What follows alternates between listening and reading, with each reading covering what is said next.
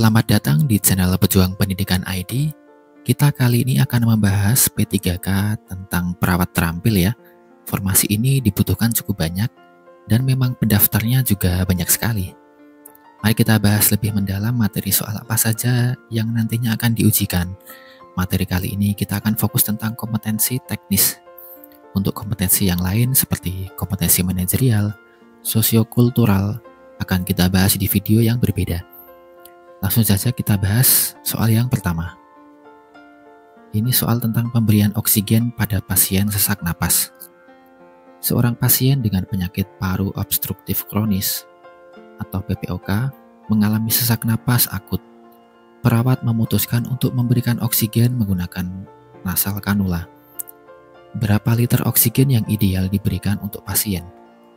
A. 1-2 liter per menit, B. 6-8 liter per menit, C. 10-12 liter per menit, D. 12-15 liter per menit, atau E. 15-20 liter per menit. Dari pertanyaan ini, jawaban yang paling tepat adalah A. 1-2 liter per menit. Jadi penjelasan dari jawaban ini adalah pada pasien dengan PPOK, pemberian oksigen harus dimulai dengan aliran yang rendah dulu, yaitu 1-2 liter per menit.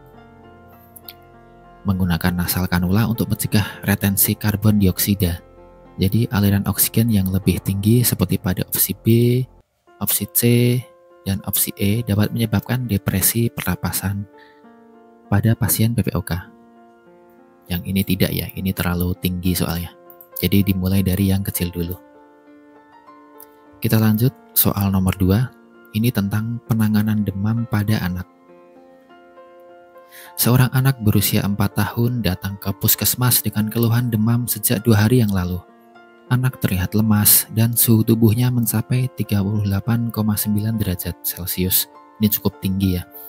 Apa intervensi yang paling tepat yang harus dilakukan perawat? A. Menyuruh orang tua untuk memberikan obat penurun panas setiap 2 jam. Atau B. Memberikan kompres dingin di seluruh tubuh anak untuk menurunkan suhu. C. Memberikan cairan yang cukup kepada anak dan memonitor tanda vital. D. Membatasi asupan cairan agar demam cepat turun. Atau E. Menginstruksikan orang tua untuk memakaikan pakaian tebal pada anak. Dari pertanyaan ini, jawaban yang paling tepat adalah C, yaitu memberikan cairan yang cukup kepada anak dan memonitor tanda vitalnya.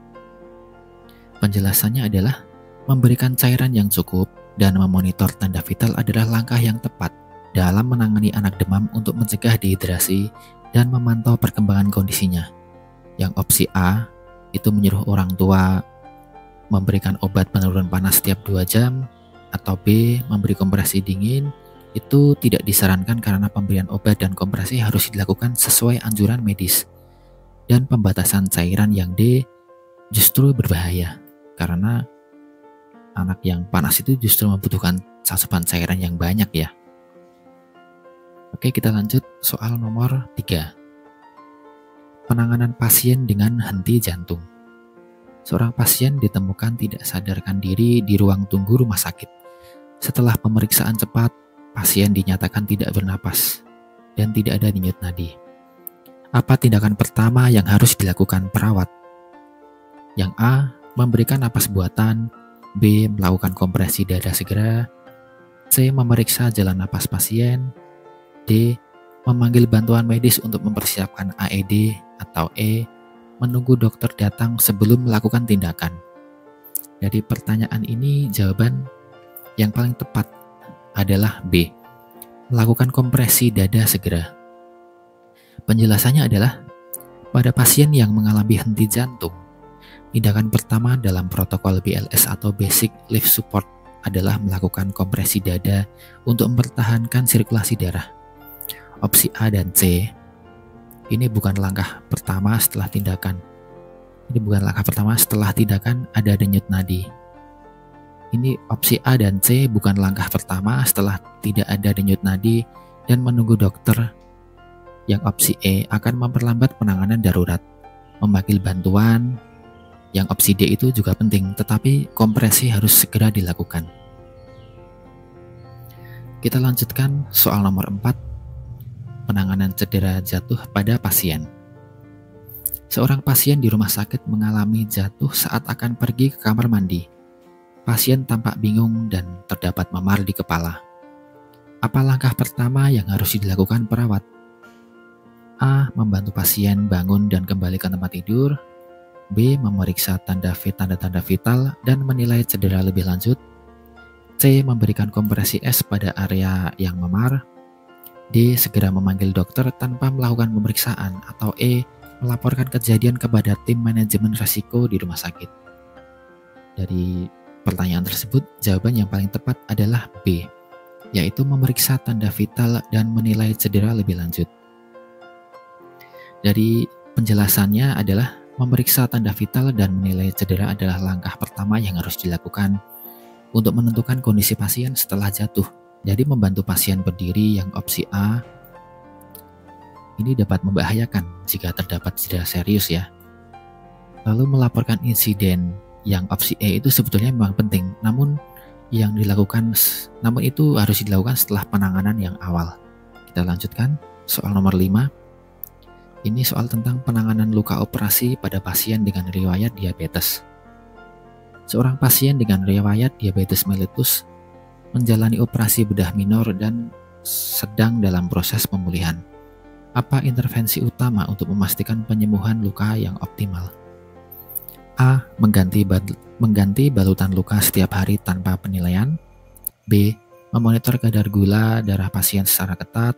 C. Memberikan antibiotik profilaksis secara rutin meskipun tidak ada tanda infeksi. D. Mengurangi asupan cairan untuk mencegah edema. Atau E. Menjaga area luka tetap terbuka untuk mempercepat penyembuhan.